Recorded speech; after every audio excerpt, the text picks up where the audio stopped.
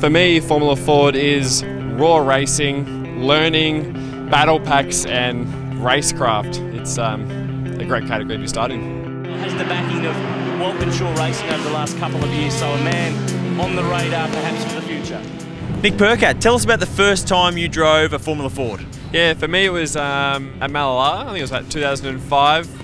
A Kent car. It was just an older car to learn in, and we ended up racing that at a few of the South Australian State Series races. And I remember driving out of pits thinking, this thing is real fast. How do you change gears and what do you do? But thankfully, Dad was on the wall watching. He's like, maybe he's actually not too bad at this. So yeah, we ended up pursuing it after that day, really.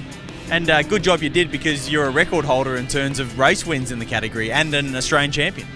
Yeah, it was very thankful. Luckily, we managed to get a contract with Walkinshaw Racing, and they believed in the Formula Ford program to make sure the drivers are learning the mechanical side of the car, learning how to drive a car with no wings and slicks, and yeah, landed myself into a pretty handy Sonic McGale there for the last 2 years. Won tons of races, massive amount of pole positions, and ultimately won the championship with Mick and everyone at Sonic. So it's that 2-year period with Mick was pretty special for me, and I still do work for him today, trying to help the young drivers coming through the Formula Ford ranks now.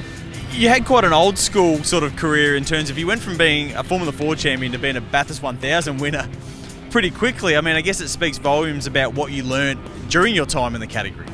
Yeah, exactly. I think between, obviously when you have the backing of back then the Holden Racing team, and I had all the engineers and drivers there to be able to suck information out of, and then going under the wing of someone like Mick Ritter was probably the best decision we ever made. The first year I entered Formula Ford, and I was with Ball and Racing Development, and it wasn't really clicking for me, and they built a great race car out of Australia, but for me I needed someone like Ritter who is hard on the drivers, but he teaches the correct way, and he takes you aside and will actually sit down and teach you. And for me, without that knowledge being passed on, I wouldn't be standing here today talking about it, because I still use all the techniques that Mick taught me back in 2007 December when I did my first ever test day for them. So it is pretty cool, and it just shows that the road coming through Formula Ford is massively important. And the reason why me and I think how many supercar drivers have either come through Sonic or won an Australian Formula Ford championship, we don't all land here for no reason. We learn how to drive the cars, we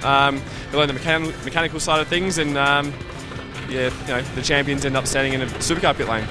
You mentioned that you still do some work with Sonic and you still work in Formula Ford. Do you still see it as the pathway? Can you still see how drivers come in and develop in that category? Formula Ford is the car you need to sit in, and you need to drive it. You need to understand mechanical sympathy with changing gears with a H pattern, trying not to damage dog rings, understanding what makes a car actually and a tyre grip the road with mechanical grip rather than band-aiding it with wings with low horsepower. So for me, Formula Ford is the perfect stepping stone, and anyone who ever asked me, it's get into Formula Ford. If you think you're any good, go to Sonic. If you don't win with Sonic, you can probably not pursue it. It's cutthroat kind of way to go about it, but we know that team runs such a good operation.